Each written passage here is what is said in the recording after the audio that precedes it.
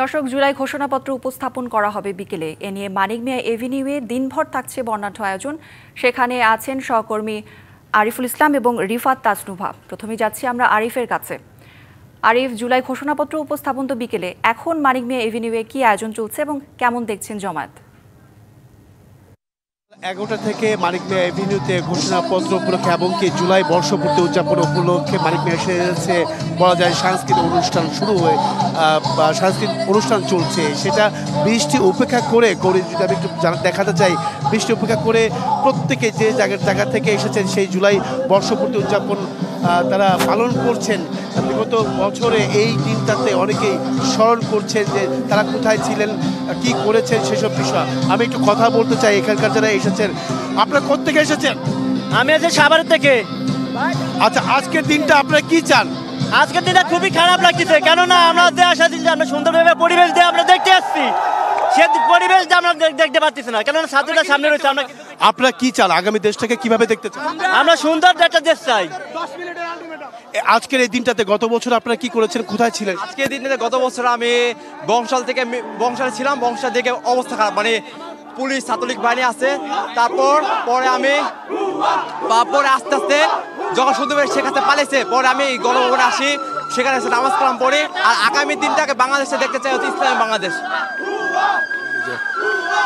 শুনছিলেন করে যে এখানকার যারা উৎসুক যারা এসেছেন বা জুলাই যোদ্ধা যারা রয়েছেন তারাও কিন্তু এসেছেন। সব কিছু মিলে বলা যায় যে এই যে সাংস্কৃতিক অনুষ্ঠান সেটা আসলে এবং কি আগামী বাংলাদেশকে কিভাবে দেখতে চান সেই বিষয়গুলো কিন্তু তারা আমাদের কাছে তুলে ধরেছেন। এমনকি আসলে লোক বাড়বে হয়তো বা আরও, যেহেতু 5টার সময় ঘোষণাপত্র ঘোষণা করা হবে, সেইটি পাঠ করা হবে, সেই প্রেক্ষিতে কিন্তু লোক সমাগমটা আরও বাড়বে বলে মনে করছে। তো এই ছিল এখান থেকে সবশেষ। আরিফ, ধন্যবাদ আপনাকে। মানিক মিয়া এভিনিউয়ের অপর প্রান্তে অপেক্ষা করছেন সহকর্মী রিফাত তাসনুভা। অংশগ্রহণকারীরা কি বলছেন এবং প্রস্তুতির সবশেষ জানাবেন। আপনি জানেন যে 71-এ মুক্তিকামী মানুষের মধ্যে একটি জাগরণ তৈরি করেছিল বাংলার গানগুলো। আজকে এখানে এসে ঠিক একই পরিস্থিতি কিন্তু আমরা দেখতে পেয়েছি। আমি জানি যে আমার সহকর্মী আরিফ আপনাদেরকে দেখিয়েছেন এখানে কত কত মানুষ এসেছেন এবং দেশের পতাকা উড়িয়ে, বাংলাদেশের পতাকা উড়িয়ে তারা আজকের এই দিনটাকে তারা উদযাপন করছেন।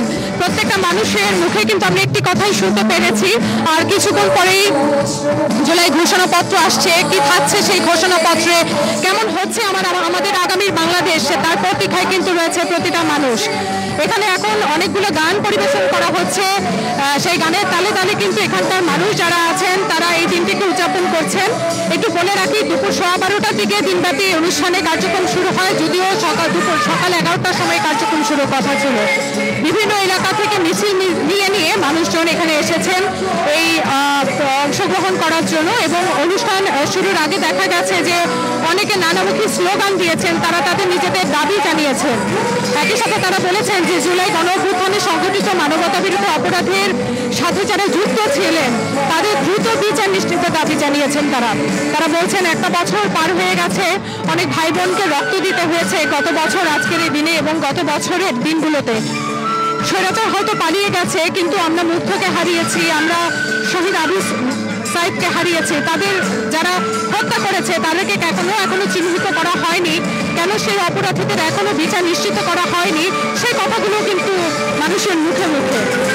আপনাদেরকে একটু বলে রাখি যে এই বর্ষপূর্তির আজকে জুলাই গণঅভ্যুত্থানের বর্ষপূর্তি উপলক্ষে যে অনুষ্ঠান মেলা আয়োজন করা হয়েছে, এই অনুষ্ঠান মেলা আজকে দিনব্যাপী চলবে এবং এভাবে একজনের পর একজন শিল্পী এসে তাদের সেই পরিবেশন করে যাবেন, তাদের গানগুলো আবার উদ্দীপ্ত করবেন বাংলার মানুষকে। তো এই কিন্তু ছিল একদম মঞ্চের সামনে থেকে আমার কাছে মানিক মিয়া এভিনিউ সবশেষ খবরাখবর। করি রিফাত, ধন্যবাদ আপনাকে।